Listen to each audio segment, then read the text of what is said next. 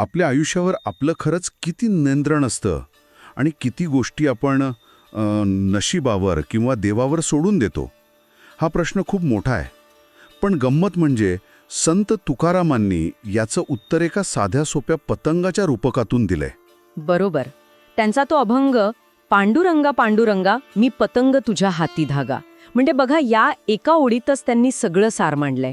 शरणागतीची भावना. हो, सुरुवातच मुळी नियंत्रणाची कल्पना सोडून देण्याने होते. अगदी. भक्त स्वतःला एक पतंग मानतोय आणि आपल्या जीवनाची दोरी, तो धागा सरळ देवाच्या हातात देतोय. आणि हा पतंग सुद्धा साधा नाहीये.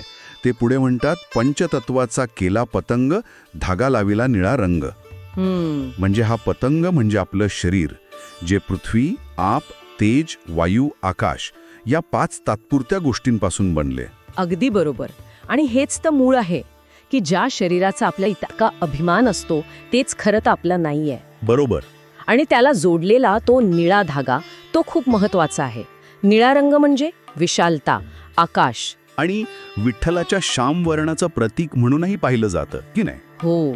तर हा धागा म्हणजे फक्त एक दोरी नाहीये, ते एक दैवी नातं आहे, एक कनेक्शन जे आपल्याला त्या मोठ्या शक्तीशी जोडून ठेवतं. तोच आपला खरा आधार आहे. अच्छा, म्हणजे आपलं शरीर हे पंचतत्वाचं एक तात्पुरतं रूप झालं आणि त्याला ईश्वराशी जोडणारा एक धागा आहे. पण पतंग उडण्यासाठी वारा लागतो आणि इथे गोष्ट अजून रंजक होते. अभंगात पुढे म्हटलंय, साही शास्त्रांचा सुटला वारा, 4 वेदांचा आधार त्याला. हो, इथेच तर जीवनाचा खरा खेळ सुरू होतो. 6 शास्त्रांचा वारा म्हणजे काय? तर ज्ञान, नीतिमत्ता, समाजात कसे वागायचे याचे नियम, जे आपल्याला गती देतात. अगदी. हा वारा आपल्याला उंच उडण्यास मदत करतो. पण फक्त वारा असून चालत नाही, पतंगाला एक चौकट लागते, नाहीतर तो वाऱ्याने फाटून जाईल. आणि तो आधार म्हणजे 4 वेद. बरोबर. वेद हे ज्ञानाचे मूळ स्रोत आहेत. ते जीवनाला एक चौकट देतात, एक स्थैर्य देतात. पण इथे एक प्रश्न येतो माझ्या मनात. विचारा, वारा जर 6 शास्त्रांचा म्हणजे ज्ञानाचा असेल तर तो पतंगाला भरकटवू शकतो, नाही का? म्हणजे ज्ञानाचा अहंकार होऊ शकतो. खूप छान मुद्दा आहे हा. मग हे शास्त्र आणि वेद आधार आहेत की एक प्रकारचं बंधन? हाच तर यातला विरोधाभास आहे. वारा आवश्यक आहे, पण तोच विनाशकारी ठरू शकतो. म्हणूनच वेदांचा आधार महत्वाचा आहे. अच्छा. शास्त्र सांगतात की कसं जगावं, पण वेद सांगतात की का जगावं. ते मूळ तत्वज्ञान देतात.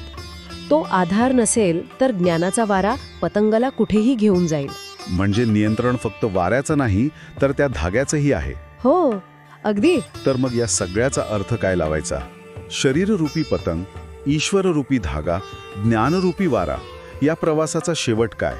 कारण शेवटच्या ओळीत तुकाराम महाराज म्हणतात, तुका म्हणे मी झालो पतंग, धागा आवरा हो पांडुरंग. आयुष्यभर ज्ञानाच्या वाऱ्यावर उंच उडल्यानंतर ते देवाला धागा आवरायला का सांगत आहेत? ही भक्तीची आणि शरणागतीची सर्वोच्च अवस्था आहे. यात एक खूप खोल विचार आहे. जीवनाचा उद्देश फक्त उंच उडणं किंवा ज्ञान मिळवणं नाहीये. मग काय आहे? खरा उद्देश त्या मूळ स्रोताकडे परत जाणं आहे, ज्याने तो धागा धरला आहे. ही मुक्तीची आस आहे. म्हणजे दिवसभर पतंग उडवल्यावर संध्याकाळी आपण तो खाली घेतो, तसं काहीसं? अगदी तसंच. जीवनाचा खेळ संपल्यावर पुन्हा त्या मूळ तत्वात विलीन होण्याची इच्छा. वाह! म्हणजे स्वातंत्र्याचा खरा अर्थ त्या धाग्याशी जोडले जाण्यात आहे, तो तोडण्यात नाही. बरोबर. कारण भक्त इथे म्हणतोय की माझं उडून झालं, माझा प्रवास पूर्ण झाला, आता मला तुमच्यात सामावून घ्या.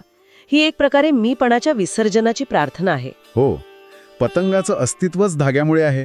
हो.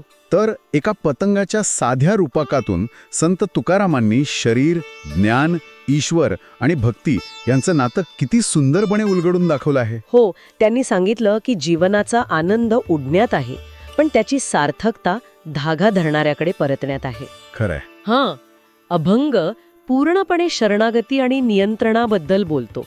पण जाता जाता एक विचार करायला लावणारा प्रश्न उरतोच. कोणता?